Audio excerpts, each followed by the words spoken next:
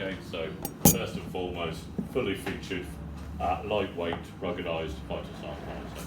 Again, don't feel you have to write any of this down. I'll give you the MAT training manual to take away with you. It's all in there anyway. So next is the ability to collect data, of which 90% of it, or at least 80% of it, is done automatically. The capturing of trends, medical numbers, etc., all done automatically.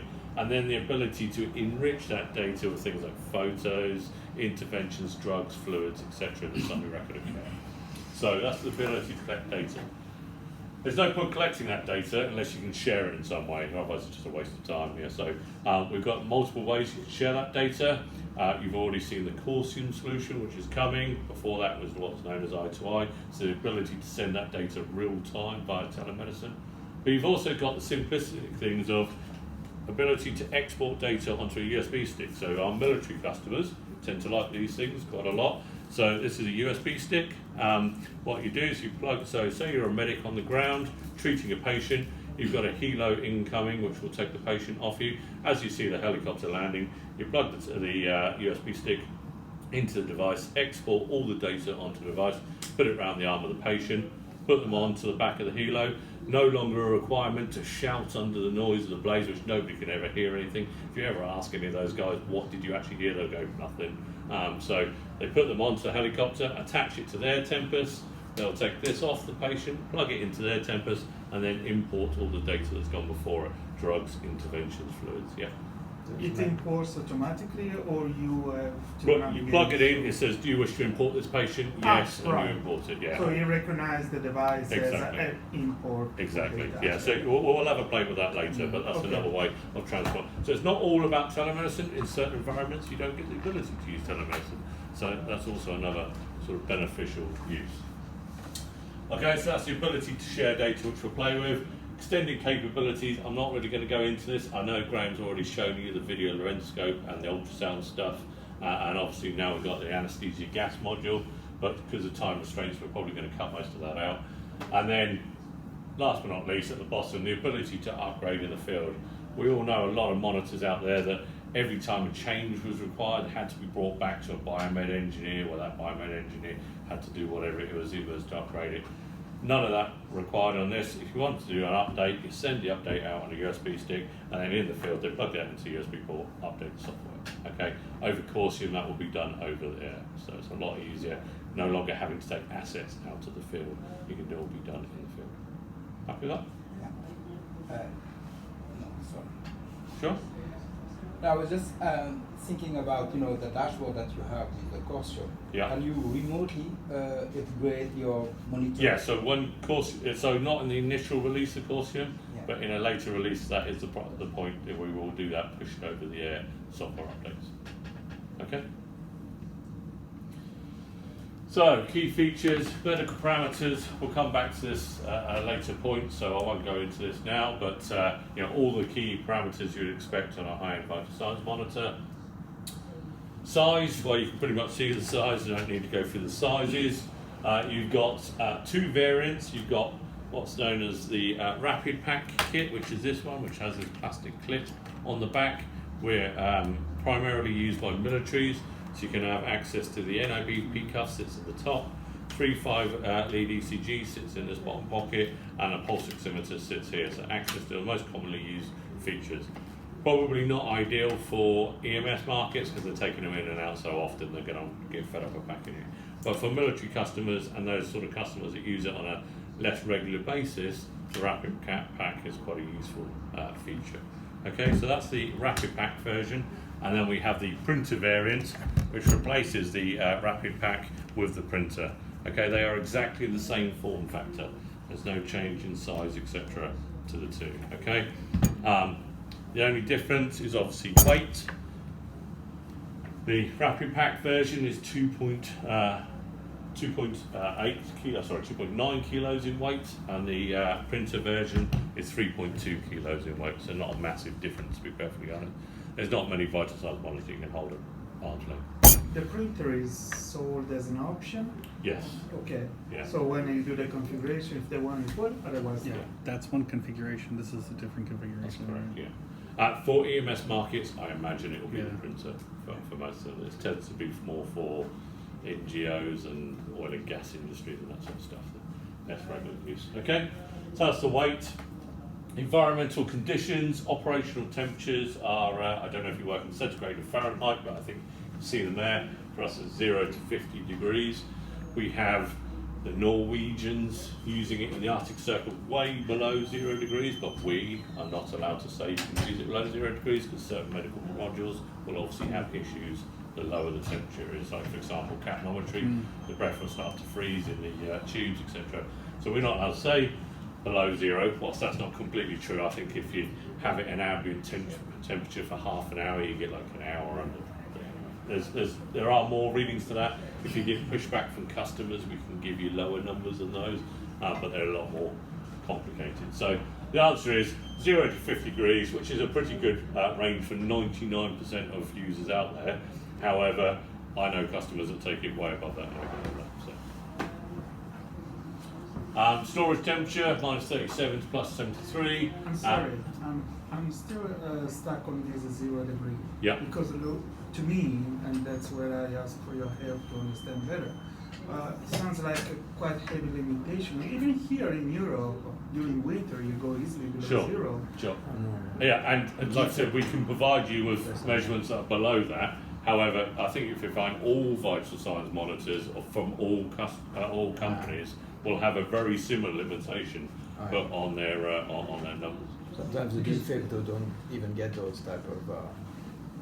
So no, okay, just so. But in an ambulance, it goes outside and open. So in that case, it will be an off-label use. Yes, to a fashion. So we, like I said, we've got some more detailed numbers than that. Sorry, but passing it out, no, passing it out in training is if I end up saying, okay, if you have it in an ambient temperature of an ambulance for 20 minutes and then you take it outside, you can use it at minus 20 for up to 45 minutes. If you've got to start remembering those numbers, you're going to get really confused. So that's the general off the cuff, but there are lots of options, which is what a lot of our other competitors do. Okay, sorry. But the point is, we've got the US military using it in Alaska at minus 30, and we've got the Norwegians using it at minus 40 in the Arctic Circle. So, you know, it's a case of it works, but it is off-label to a fashion. Then next we have the battery life.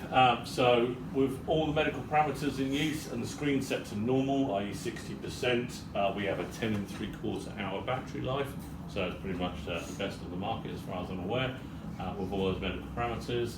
That can be extended up to 14 hours using what's known as the battery saving mode, which I'll go into more detail later.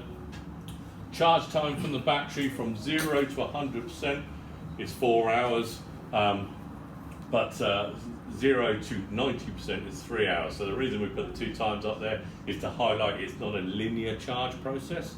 So the last 10% takes an hour. So if you're in a rush and you only have 2 hours of charge, you're probably going to get about 70% out of it. So it's only really the last part of the battery charge that takes a bit longer.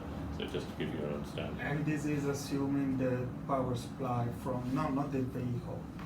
It doesn't matter which power supply you're using. Okay. So you can either use the mains power, which is 100 to 250 volt, which is this one. Sure. So that's our mains connector, Right. which obviously comes with multiple plug types depending on what country you're in. We have a battery connector, which clips on the outside of the battery, which is that one.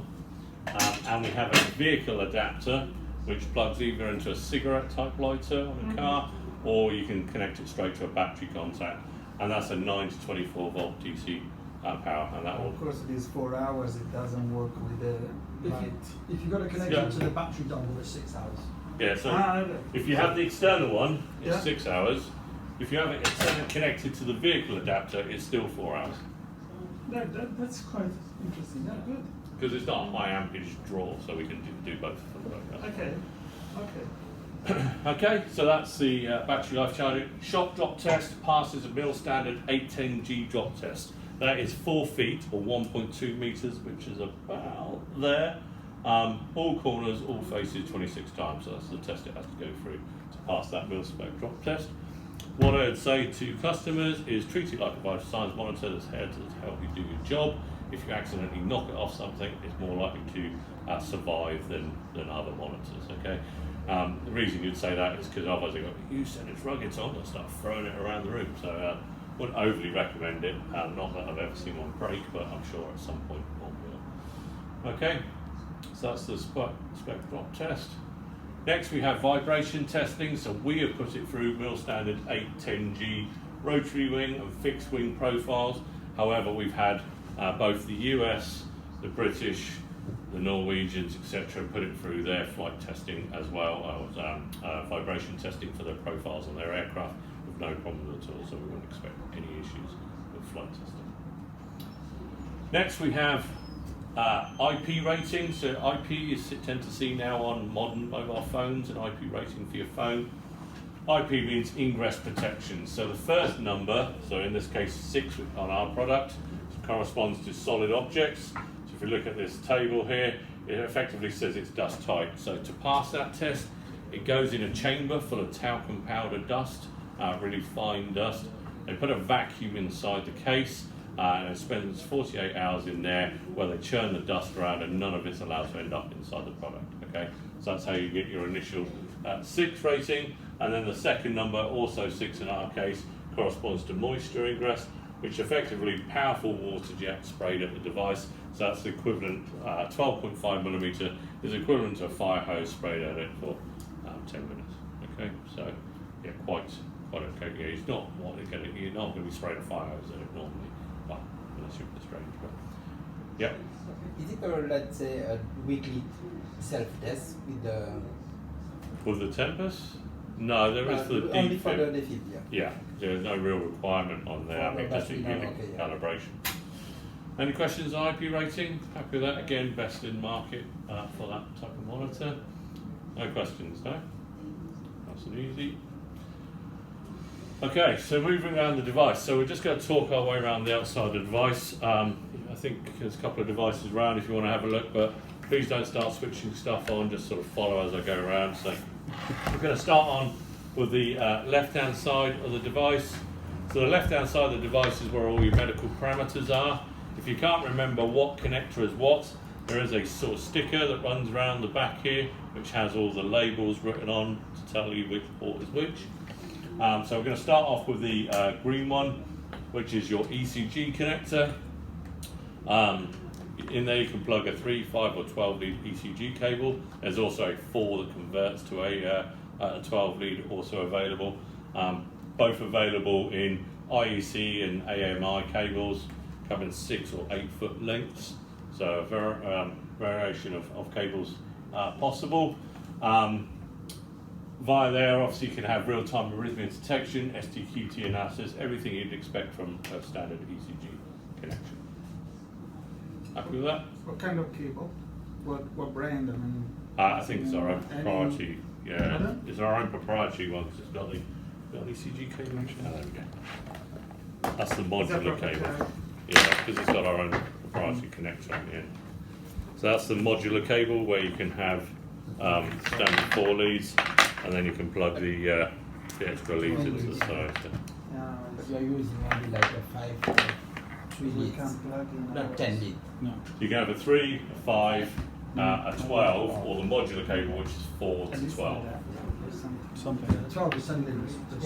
There's 12 leads, 10 leads. Yeah. But you can either have that as 10, or you can have the modular one, which allows you to connect the V leads onto it.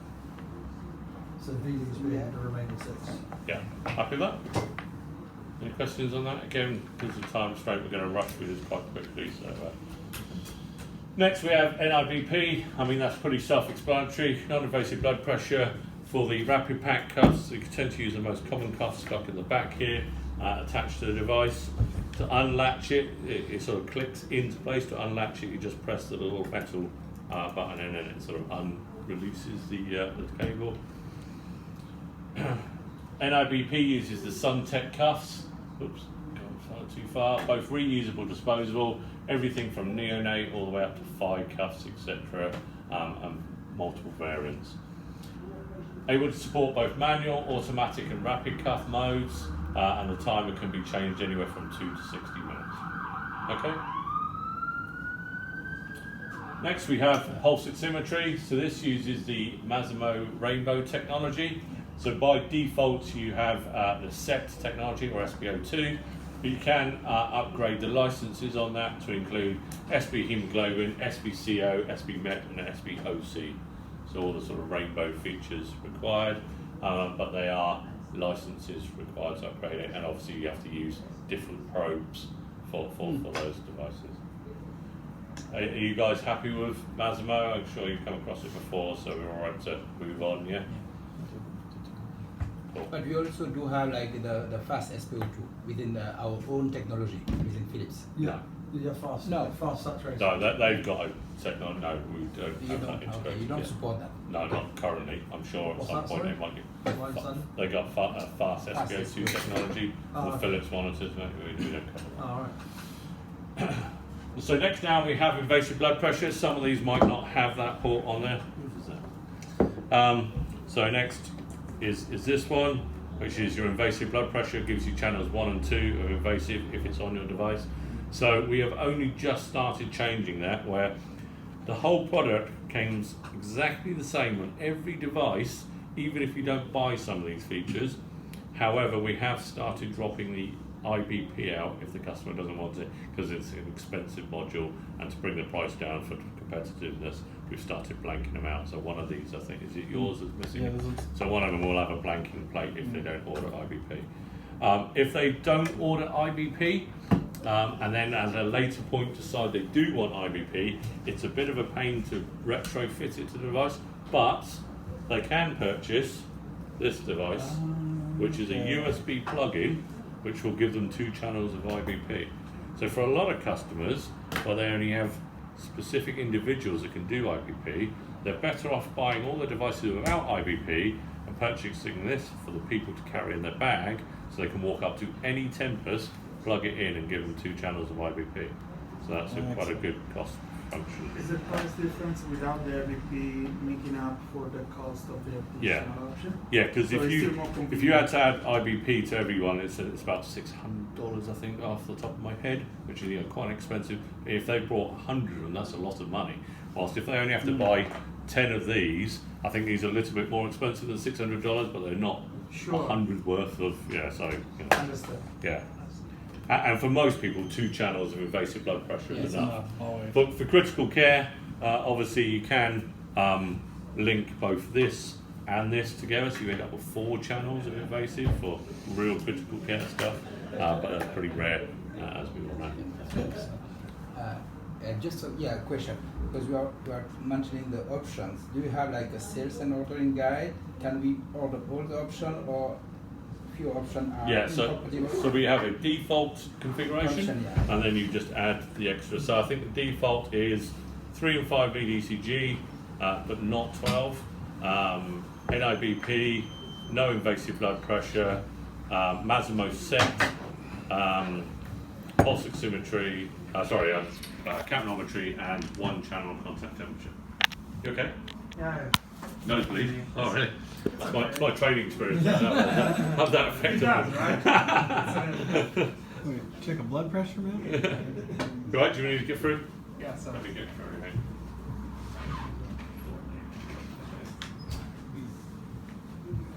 Spontaneous nosebleeds. Yeah, man. So obviously with the IBP, that's our IBP cable.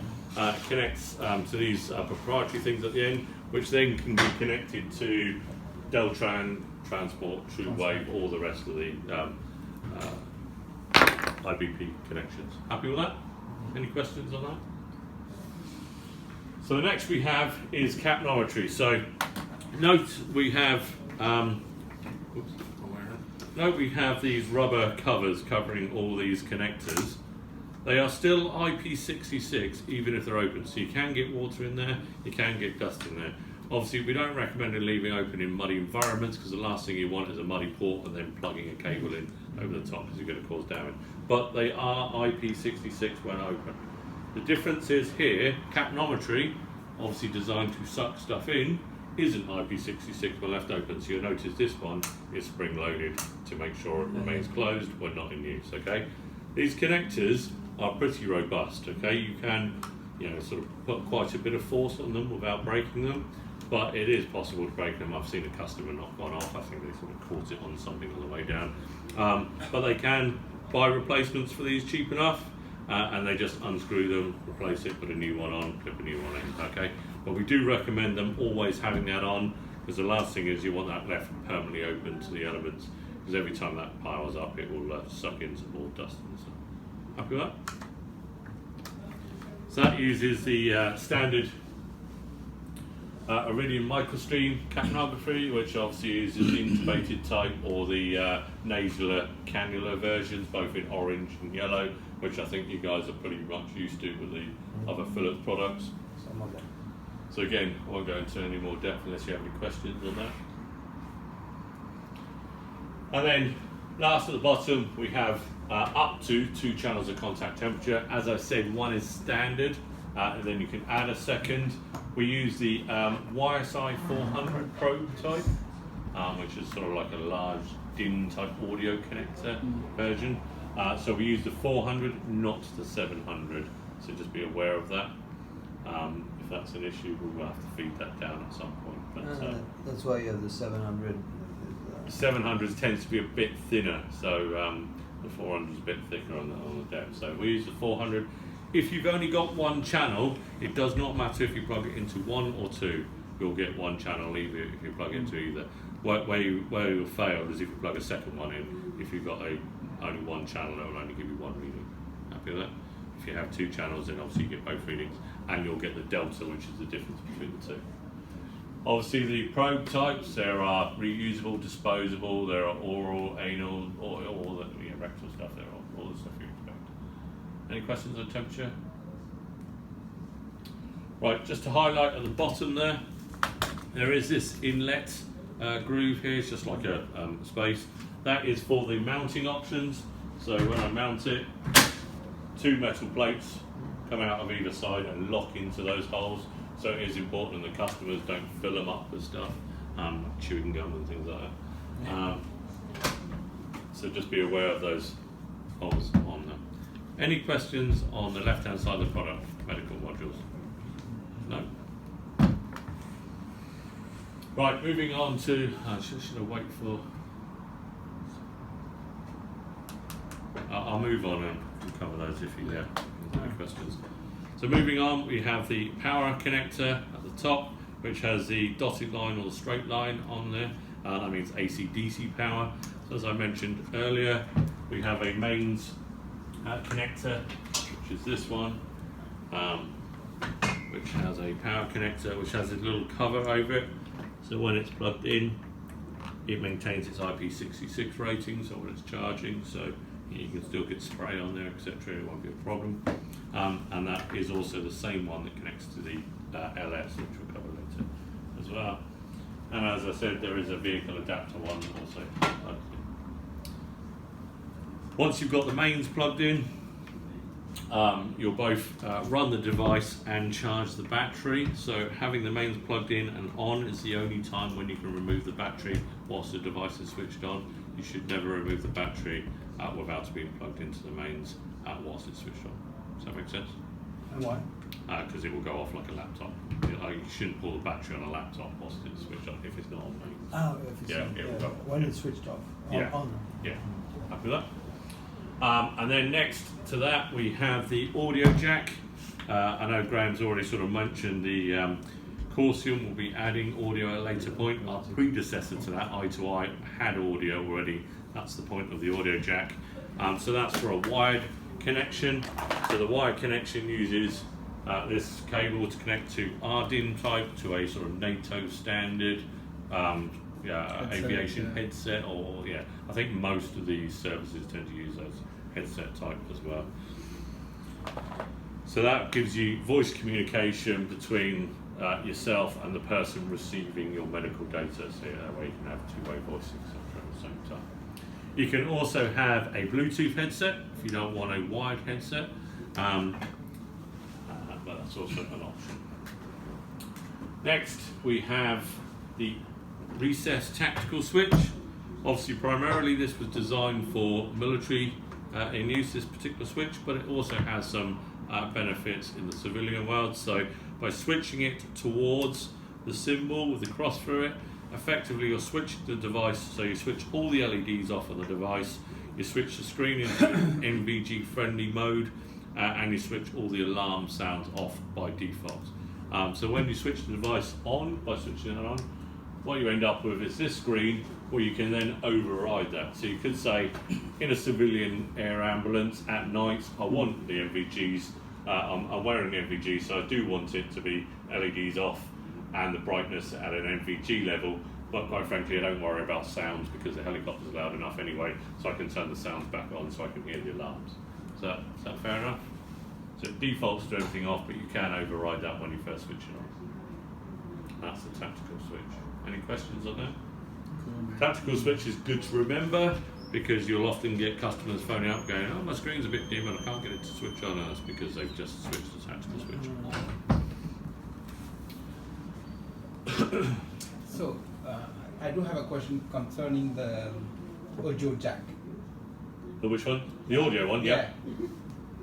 Can you explain again? Because you said that it's between. So that will give you, so when you're doing telemedicine, Yeah. that will give you voice comms between yourself at this end and whoever is receiving your data. So if they're receiving it on a laptop somewhere, they will have a headset plugged into their laptop where they can communicate with you. So, but you don't have to Two-way write it. comms- Yeah, but saying it's two-way like a phone, not Yeah. a radio. Yeah, Exactly, okay. yeah. I get it. Yeah, so for example, when we did this with the military, you know, they had a military medic on the ground, say on a forward operating base, speaking to a medic at a battalion aid station, saying, I've got a patient, you know, he's showing a rash, I've taken a picture of the rash, do you mind having a look at that? So there's always a two-way communication. But in the EMS market, I don't see the voice being used so much because it's more of a case of, I'm sending the data, but I don't want to have a communication with a doctor, I'm just going to get him on the ambulance and get him back. So it's, we'll see how that works with voice. So. Next we've got the Ethernet ports, that's for communication connections, so military radios, SATCOM, whatever, network in a hospital. So you can plug into the Ethernet and use that for telemedicine, etc. Then we have the two USB ports. So two USB powered ports here, both latched. So they were used for extended capabilities. I know Graham's already shown you the video laryngoscope attachments and the ultrasound probes, etc. Also, obviously, we already highlighted the extra 2 channels of invasive blood pressure. So all those things were about extending the via the USB ports. But you can also do things like we've already hinted at, the export of data onto a USB stick, which can go a patient, and software updates via the USB port. So lots of functions available via the USB port moving forward. Any questions on that? No. Right, moving to the top of the device, not a huge amount to talk about here. At the front we have, sorry, go on. Yeah, coming back on the internet. Yeah. Did you have any objection about the military saying that, for example, they don't want to use Wi-Fi or something like Yeah, so militaries don't use Wi-Fi, that's why we tend to hardwire it in via the Ethernet cable. Okay. That's sort of changing in the military now, Wi-Fi. It's becoming a bit more allowed depending on the sort of type of data. Because we're not sending secret military data, we're only sending medical data, the rules are slightly beginning to change. So we might see more and more Wi-Fi in those environments. But you know, it's like on an aircraft, you probably wouldn't use Wi-Fi on an aircraft necessarily, or a helicopter at least. But you do have the wired option in those environments. Yeah. So at the top we have the alarm indicator area. In here we have a green, amber and red indicator for the different alarm types. Then we have the translucent handle, which reflects those alarms through the handle, so you should be able to see it from 360 degrees. It's actually pretty effective.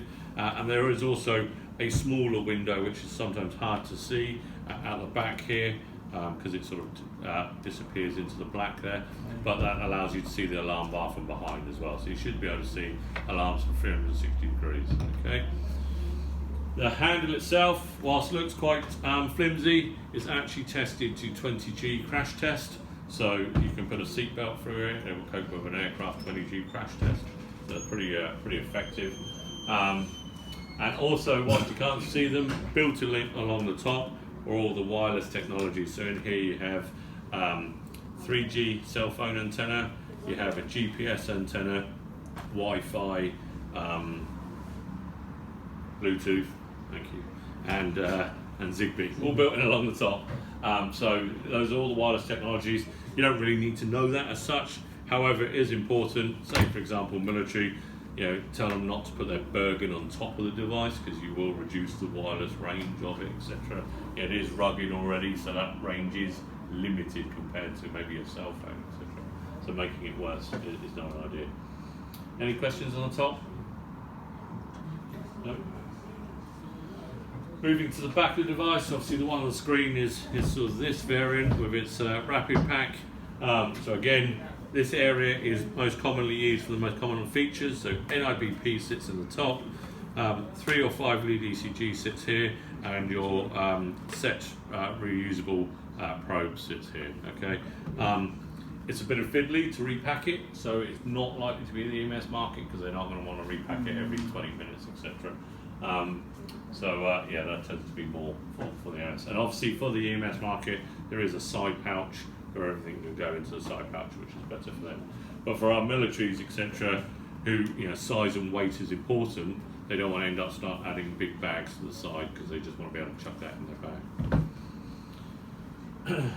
Also on the back, top corner here is the camera. So we have the camera is the bottom one, and the top one, top one is the LED. So that's a bit like the LED you get on your smartphone. We can switch it on, gives you a bright light. Good for close-ups, not very good for lighting rooms. Okay, so that's your camera for adding pictures of the patient, of the situation, just so you can add more data to the record. And then at the bottom here, we have the feet for standing the device up. So we recommend opening the feet, 2 hands, 2 thumbs, pushing both sides down at the same time, and then you stand it up appropriately. There is a finite point where it gives up there, but quite frankly, if you want it at that angle, you might as well just put it on its back anyway. You can obviously open these up one hand at a time, but you will put a lot of strain on the connections over a long period of time. So we always recommend in training showing people how to do it the correct way, and then we know that when they're in the rush, they'll do it the wrong way, and hopefully that won't be a problem. Everybody happy with that? So that's the back of the device.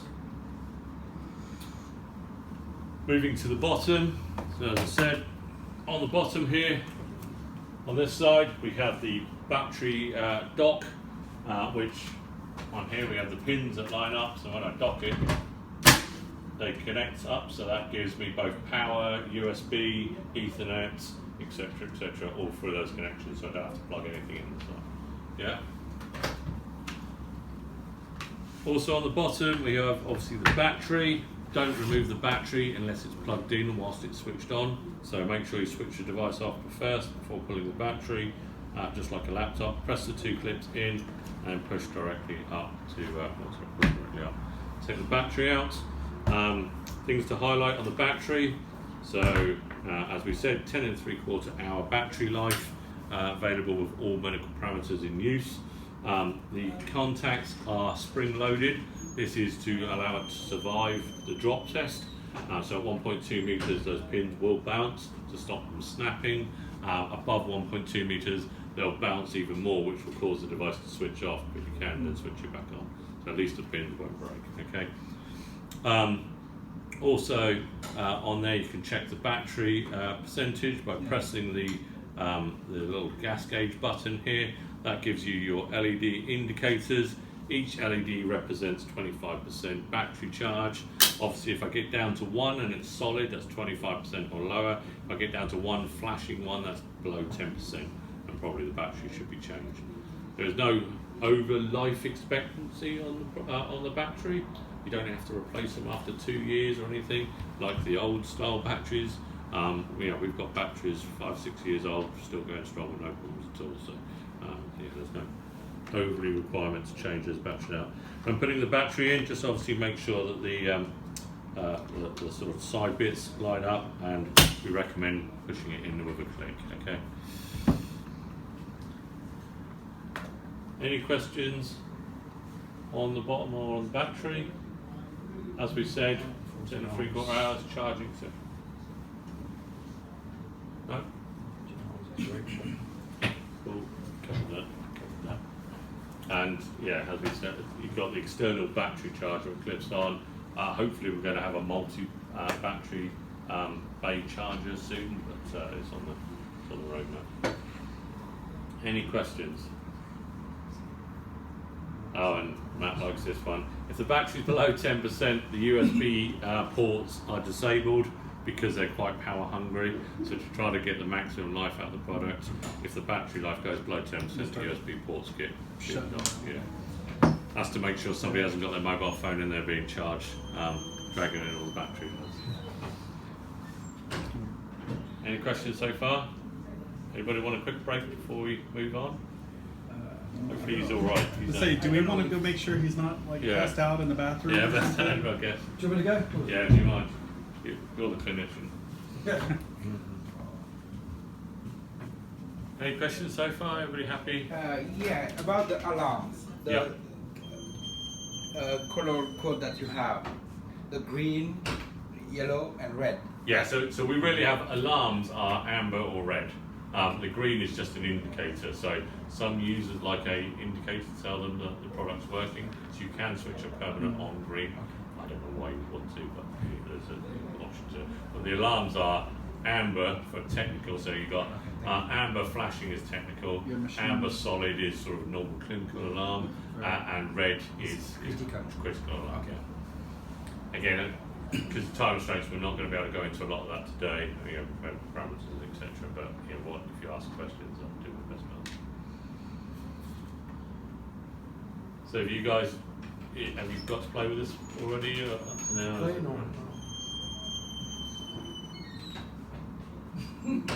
We lost him. Yeah, it might be in the same toilet. Do you just want to knock and just check you on? Not just in case it is him. Yeah.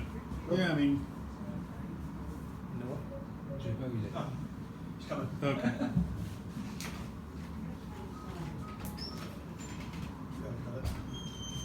You okay? You okay? Yeah. All right. Hello? We've just sent Matt on a search page just to check you're all right. I'm fine. Good thing I used Tempest already on that. Yeah, I was about to say. That's bad juju on the first day. Man. Sorry, we did carry on because of time restraints. If you want me to carry on, go over that at a later point, we'll go and do so. So we're just going to go over now how to navigate around the device. So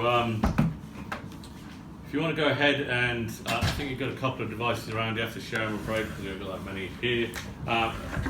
We'll go ahead and switch on. All I'm going to ask is please follow what I'm trying to show you at the time. Don't start pressing random stuff or I'll end up losing it.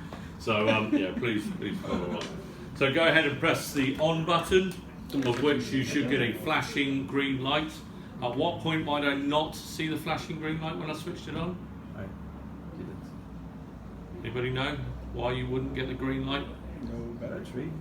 And If the dead? tactical switch is on, Oh, right. it will disable all LEDs and the screen will be less lit. Yeah. All right.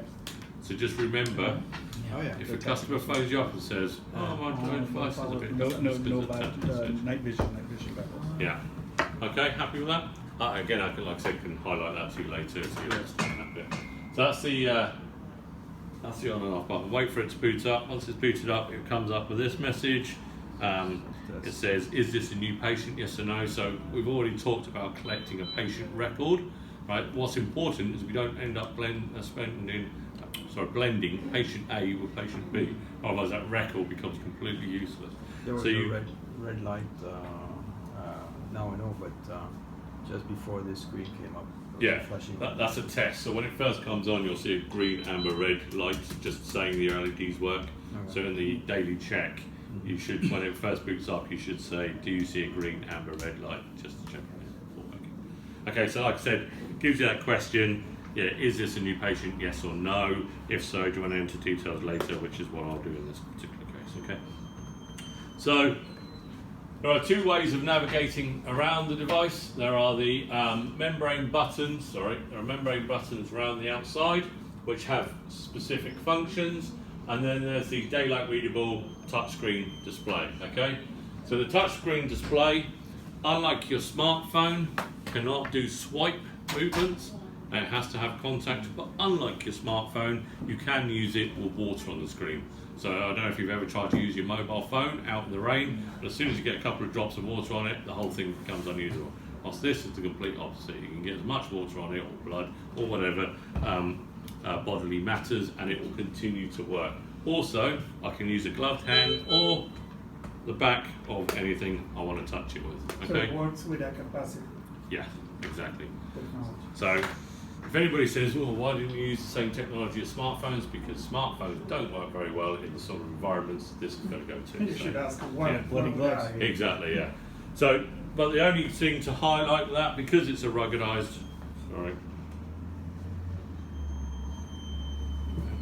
because it's a ruggedized screen, it does require contact, so don't brush it lightly. You do have to make sure you're making contact with the display. Okay, happy with that?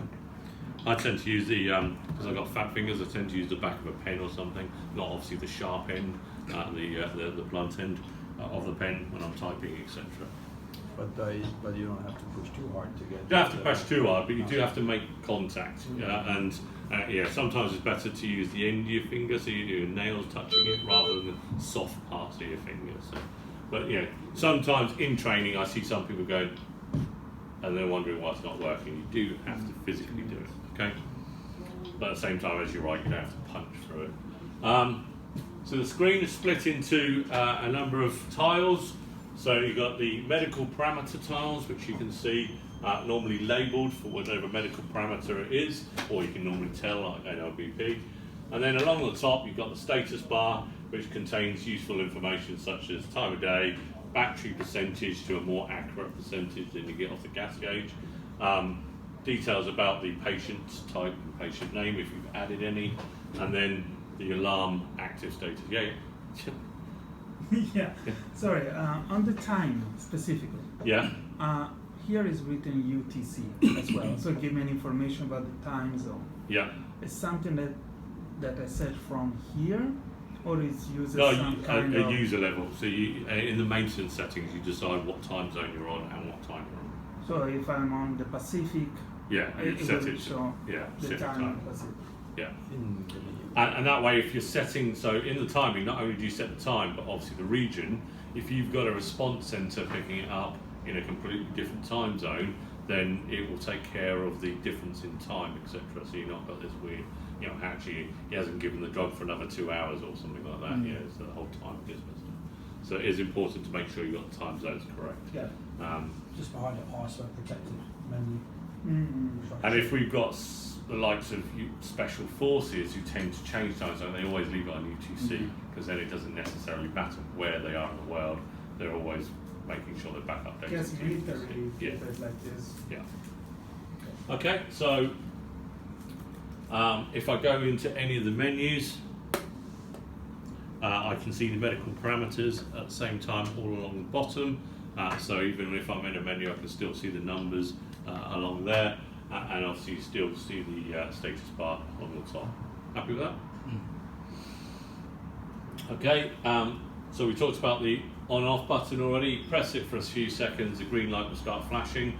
If the green light doesn't flash, but you can see the RDT logo on the display, it means the tactical switch is on and you need to switch it off. Next we have, to switch it off, sorry, it's pretty obvious. You press the button again, it will come up with this screen saying confirm power off. So make sure you always click confirm power off, or otherwise you'll end up walking away and the battery will go flat. That's to stop you accidentally switching it off by mistake. Next we have the alarm buttons. So we have 2 alarm buttons here. The blue button is alarm suspend. So by pressing the blue alarm suspend, you'll see all the alarm areas go blue on my device. That's effectively saying I've disabled those alarms, and I disable it for a finite time. So in the top right corner, it tells me I have disabled it for 2 minutes and counting. And you'll see a little countdown timer on there. Happy with that? So when am I likely to use that? That's more if I'm expecting a bunch of technical alarms. If I'm going to start removing the 12 lead ECG, I don't want a technical alarm for every cable I remove. I know I'm doing it, so I'm going to press that blue button, and then I'm not going to end up with 12 different alarms. Okay, so just be aware of that. So you can switch it off again before that 2-minute timer is up, just by pressing it again, and it disables it. And then you've got the orange silence button. If you have an alarm going off, a clinical alarm, if you press the orange silence button, it will silence the really annoying beepy noise, but obviously it will continue to show it at the top, and it will continue to show it in the alarm status bar. Happy with that? This beeping Yeah. for the main alarm is referring to any particular norm or ISO when it comes to the decibel. Yeah, so you've got, well, the decibels, depending on the volume, we've got set. So we've just got a new setting, which is really low, because I think EMS markets tend to struggle with alarms. They don't like alarms, which I find bizarre. But obviously it can go up to really annoyingly loud if you wanted to, for loud environments such as oil rigs, etc. So you can turn the volumes up to pretty high. We have such a number as a specification of decibel? I'd have to dig out what the decibel reading is, Okay. but yeah, it's I mean, I could probably. That's very specific. Yeah, I mean it's Very loud, specific. quiet. No, you know, I saw it in documents. Yeah. Request for proposal with that thing, at least 80 decibel alarm. Yeah, I don't even think it's So, and I yeah, have it's to not in the understand- manual. Pardon? I don't think it's in the manual. Okay, It might be in the maintenance manual, but it's not in the training manual or the operating manual. understand. Because I've read it. Well, I've never read it. Mark, if you don't have it now, But it might be under battery performance, I don't know. I've got alarms on it all. I'll show you in a minute on one that's got. sure, alarms we on it. can carry on and then we go back.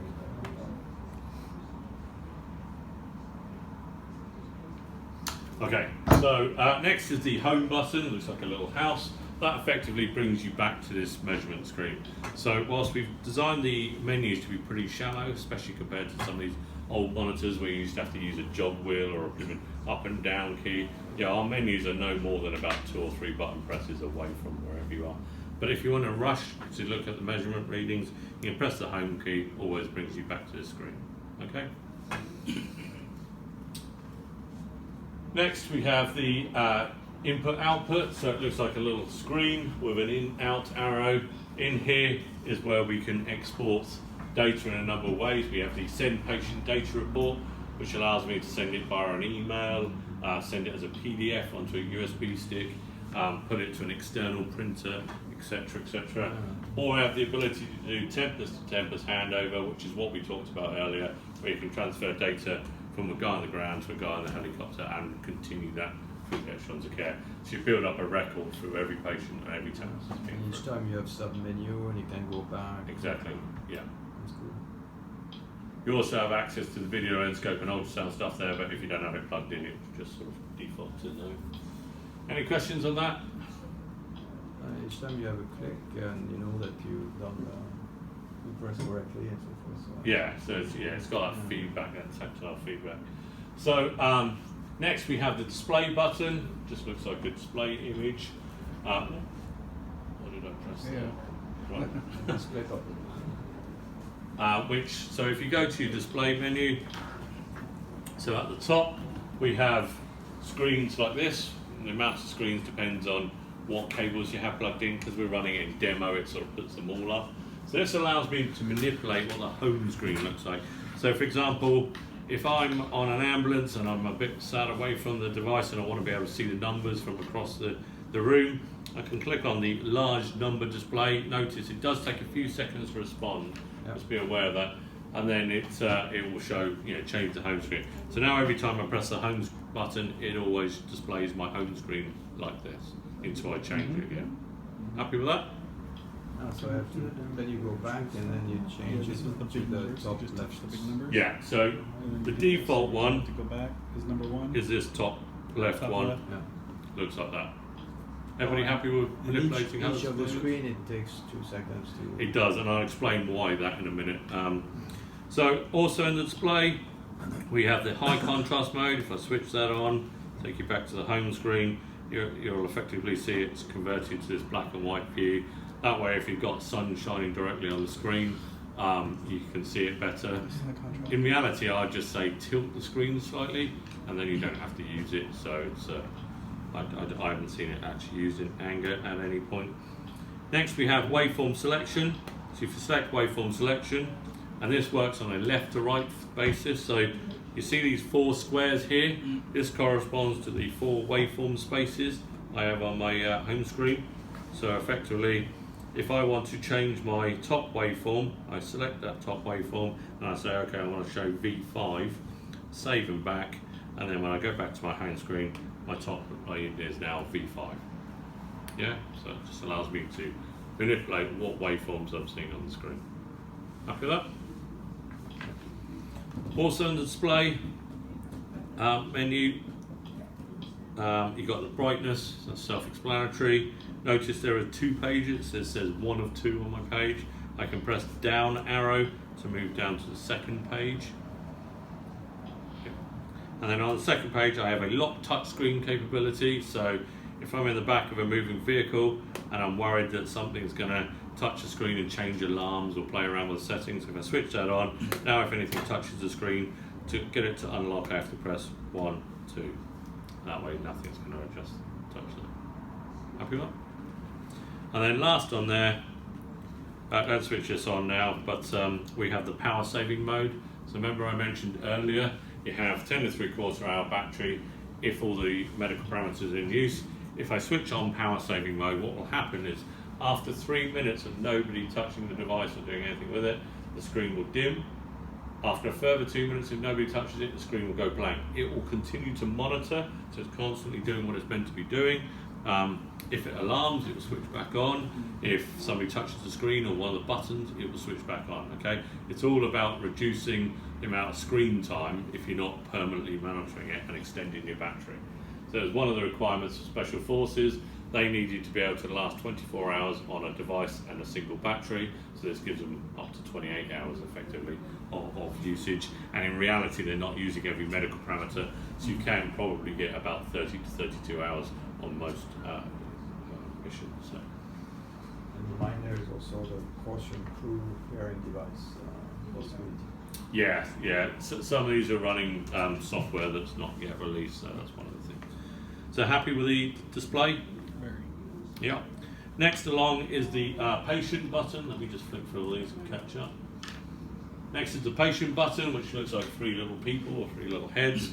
So in here allows me to manipulate. So mine. So some of them have TC3 card at the top. Civilian versions won't have that. That is the US Tactical Combat Casualty Care card, which is like a run sheet of information that they put into the SROC, ABCs, AFPUs, all the rest of the stuff, which we can cover later. If you don't have that set to the military version, then you'll have patient details. Then you have the discharge admit patient. Obviously that's important because we are collecting a record.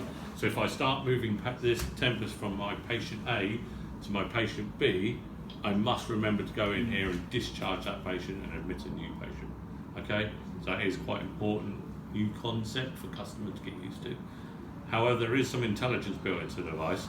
If I move all the medical parameters, if they've been off the patient for longer than 30 seconds, if I then attach it to something, it will come up with a warning saying, is this still the same patient? So it has some intelligence built into it to try to prod you, to remind you to say, yeah, is this still the same patient?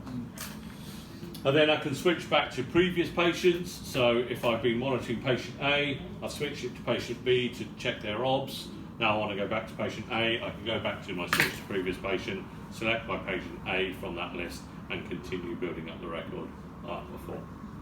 Yeah? And then finally we have the medics information, which is effectively the crew's information to be added to the record. Any questions on patient menu? And the end of shift? So end of shift, that's the new feature coming out of the latest software. So at the end of shift, they can delete all their data off. On the device. On the device, yeah. Not So, on course. no, Yeah, because it just would have the already device. sent everything So over. it will warn you. So if you go to click on delete, if it doesn't think something's gone to Corsium yet, it will say not all the data's downloaded. Yeah. Are you sure you want to delete it? So we'll give you a prod to say if it hasn't downloaded. Nice. And obviously at that point, the user should then go and download it or make sure it's downloaded, and then judgment. Any questions on that? All the patient records, all the stuff you're collecting, regardless of when the battery falls off, you turn the device off, all patient data will stay on there for 72 hours, or the last 20 patients, whichever one comes first. So if you had 20 patients and then you did 21 patients, number one would drop off. And that's why you then have the ability, so they will stay on there. Okay, so that's why I have the ability to clear the patient data at the end of the shift, or going into a password protected menu to clear the data, which is the current procedure. Because patient data stays on there. So if you wanted to get rid of it. Okay. The TC3 again, the first one. Can you explain a little bit more? That's really only for the US military. So Only for the US. yeah. So Yeah, it's so not related to trauma report card. but it's not related to a specific version of Tempus for military. No, This no, is there's a it's military. for US. Yeah, in maintenance I can switch on military settings and it has a TC3 card, which is just there. So it's the SROC in their particular order, so they have a particular order on how they capture data. But in theory, if we have another military, Yeah, they force, can do that. Yeah, I mean any no, other we military can use it. implement these in. Yeah, it's not something we want to get into implementing every military's different run sheet. So in reality, we're probably not going to change that one because Okay. yes, ROC already covers Change this one, 90. change Yeah, this exactly. one. That's the Yeah. problem. Keep we have. Fucking with you until It's Yeah. very similar to the British FMED 86, which is our trauma report card, and it's very similar to that. It's just rather than going to, like Mark said, rather than going to the summary record of care and entering details, they just go to their little card, which would be a normal crib card they would write Yes, on, no, and they yeah. follow their CABCD pattern, Yeah. and that's all it is. But in reality, the SROC now covers 99% of that, so it's probably no longer needed. But I mean, it actually has a negative impact by using the TC3 card if you want to configure, which is we're not going to talk about it now, but if you wanted to configure your drugs intervention fluid assessment menu, you can't configure that 100% if you have the TC3 card in, because you can't delete what corresponds to that document, if that makes any sense. okay, so next we have the connect disconnect buttons. So that's sort of slightly going away. So those connect disconnect buttons are sort of left over from our old telemedicine solution, where you had to physically choose to make a connection or disconnect it. So the Corsium solution is more of a always on in the background thing. Okay, so the green button will be more of a button to take you to, well, if you do it on yours now, it takes you through the Corsium Connect options on and off and how to change modes. We won't talk about that in any depth on here. The red one shows a critical error. So there you go. That's it set to But near what I minimum. did, I pressed the blue The button. blue one, yeah. Yeah. So in demo, it simulates a It will stop it. It'll stop eventually.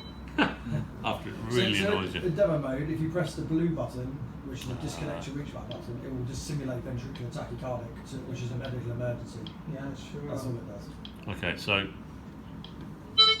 that's maximum alarm, which quite frankly is annoying for most people. It's boring indeed, yes. Yeah, yeah. So that's why it will shut itself up in this, right? Task switch. Okay, happy with that. Yeah, no, that's fine. Shut that for a bit. Why do you say reach back? Is, Reachback is our telemedicine solution, so that reachback is changing to Corsium. The reason Oh, it okay, says sorry, reachback is I didn't- because we're moving from one to the other. So. Back to Corsium. Okay, so next we have this button up here, which has two functions. Notice it has two symbols on it. The top function is waveform capture. So notice on my screen I have my waveforms. If I see something in those waveforms that I want to capture, if I press and release this button, if you notice in the top right hand corner it will say waveform capture in progress. That is a 20-second capture, 10 seconds before I press the button, 10 seconds after I press the button. So that effectively means you have 10 seconds to hit the waveform capture button to capture whatever it is you saw in there.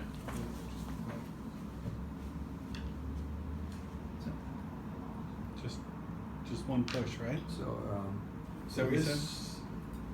this activates the camera for an internal Yeah, because that will take a moment. clinical reading. If you press on the other side, it activates the camera for external picture. Sorry. Yeah, in progress. If you so it press this records button, 10 seconds back the and 10 seconds camera. forward. Yeah. And if I keep it well, pressed, and then if you push then and hold it, it's that's when actually- you So you've got the two functions, so Yeah. press and release, Yeah. you do the waveform capture, Yeah. okay, and press and hold, which is what we're coming onto now. It will give you your camera, which allows you to take pictures of injuries. But you can also start the camera from behind, was it? No, So what was this button there? that's your LED. So if you go into the camera mode, guys, by pressing and holding that button. Yeah. Backlight. If you press this, it makes a light here, like a flash. Backlight. That is your backlight. Oh, just a little bit. Yeah, I see that. Matt, do you mind taking over just a few seconds? I need to follow up. Sorry, customer. Yeah. Sorry, excuse me, guys. I need to step out. No worries. Customer call. I need to take. Training's about to improve now. That's probably true. That's probably true. Okay. Yep, so when you've got the camera button on, in order to access the camera, so you're happy with pressing it once, it activates a waveform snapshot. By pressing and hold, it will activate the camera. When you press the camera button, as you just walked away with it, press the switch. He did. That's alright, I don't need it. But I don't need it. I'm awesome. No, I'm not. So by pressing the camera button, press and hold it will activate the camera button. You've got a number of options. You can take a photo, turn a backlight on, or transmit video.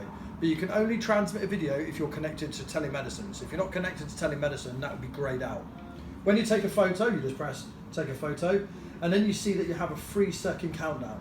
If you step away, so if I press abort or if I press the home button, that will not be saved in there. And the reason we've got that is because if you take loads and loads of pictures, it will increase the length of which it takes to send your patient PDF.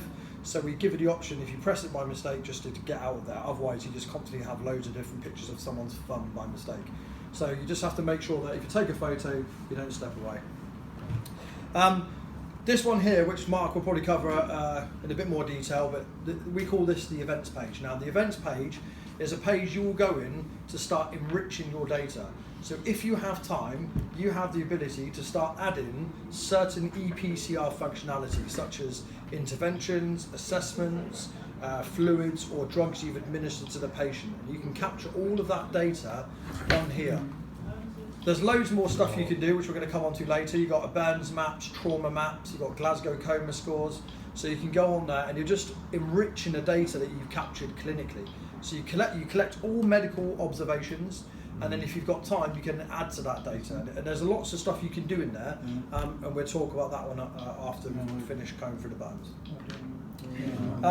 If I was inputting a drug, let's just say I was inputting a drug, and I was saying the route I gave that drug, so IM, and I gave 5 mil, if my alarm goes off now and I'm in this page, it will cut me out. It will take me straight back to the home page. If I want to go back to that page, once I've finished dealing with the patient, I press this button here, which is the previous activity button, the one above the blue button, and that will take me to the last page I was in prior to that alarm initiating. And it even goes 2 or 3 times, like if you go from one internet site to another. And you It only goes back once, so it'll only flip between those 2 pages. I thought I pressed twice and it went back to my screen. No, it'll go back to the home page, Okay. unless something's changed. You haven't told me. It literally just brings you back to the page you were in prior to that alarm going off. And then finally, if I just skip a few pages, So, finally, I think you walked away with the buzzer. Oh. And then finally, in this page, you have 4 pages in the blue button. So the blue button is your main menu button. By accessing the main menu button, it allows you to access any of the membrane buttons on the outside of the device and any of the internal functions. So if any of the membrane buttons get damaged, you can still access those functionalities in the main menu button. 2 things to highlight. So module 1 and 2 are the most important, which is what you've covered today or so far. If you access the quick start guide, the quick start guide is a breakdown of the functionalities of the device, which you can access internally if you haven't got any paperwork with you or anything like that. So it's just a breakdown of the device. Right. If you scroll down to page 2, so come out of that page, scroll down to page 2, at the very bottom you will see what's called iAssist mode. Now, if you have someone that is non-clinical with you and you ask them to carry out a certain medical procedure of which they do not know how to do, if you have iAssist turned on, so if you turn iAssist on, press the home button, you will then see that you lose a tile, and you now have what we would basically call an idiot's guide for someone that's not medically trained. So if I said, can you take a blood pressure for me? I'm doing stuff on this patient. They will then just follow the step-by-step guide initiated on the actual medical procedure itself. Pretty cool. So it's quite a cool, it's quite a good functionality if you're working with a new medic, if you're working with a new ECA technician, if you're working with someone that's not medically inclined. It just gives them a step-by-step guide of how to assist you as and when required, or even a bystander in a civilian situation. So the blue button is very useful. It's really good figures, more or less on the fly. I mean, you wouldn't do it on the fly Yeah, all the time, but the blue button is where everything is stored effectively, but there are quicker ways to it than the blue button. But if you forget, go to the blue button, you'll find it. and the event. Sorry, if I go We'll back, come back to that in a minute. Oh, Yeah, we'll come back to events. And let's just say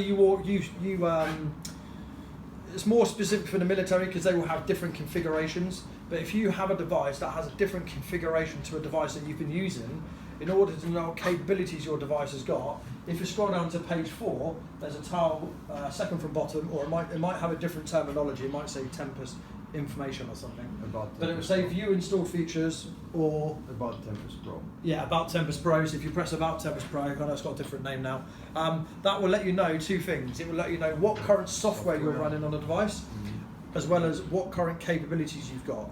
Now, from a sales perspective, this page is quite important because it allows you to know what additional features you can have on the device. So this is probably the best way. So as you can see, you've got 12 lead ECG on there. So that's an additional requirement. You've got arrhythmia detection and analysis, that's an additional requirement. You've got fast examination, that's an additional requirement. So these are the additional add-ons that you can add on to the product if you're purchasing it. Any questions on that section? Well, on the events there, if you press the events, or are you going to talk about that? Yeah, we're going to talk about the events now. I'll cover that in a sec. Okay. Cheers, man. Sorry.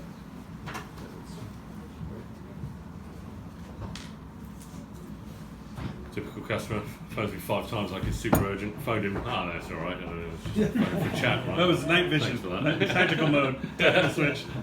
For me personally, and I say this every course I deliver, module 1 and module 2, so module 1 being the outside of the device, module 2 being the membrane buttons, that's the most important part. As long as you know how to connect stuff to the device, how to charge the device, how to extract data, and where the membrane buttons take you, Sure. the rest of it's easy. Well, that's where you have to play with it, so that when you do a demo, you know where you want to go. Yeah, we have quick start guides, which are, I think we've got one over there somewhere. But it's like it's a little handout. I can go and get one if you haven't got one. So rather than making notes, it's module 1 and 2 in pictures. So it's just 2 pages, and it points to all the different buttons and tells you what they do and how you can access them. If it's not there, it should be one there. But if there's not, I can get it. Okay, anybody want to take a quick break? Toilet, drink? Yeah. 5 minutes and then we'll crack on. Did he ask you about, Graham ask you about the gas scrubbing? The what, sorry? The anesthetic gas scrubbing?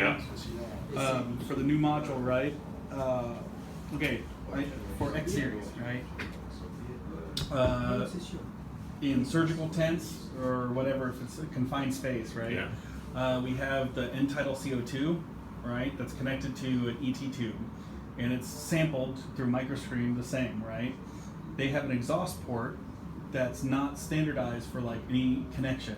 Right. So if you're the surgeon and the patient is sitting right next to you, or the anesthesiologist, and it's going here, it's getting exhausted right into your face, Sure. without being scrubbed or anything. So what I was asking Graham earlier, I said on this one, when he was talking about the anesthetic gas module, I said, is it scrubbed, or how is it exhausted? It's a good question. Because we actually have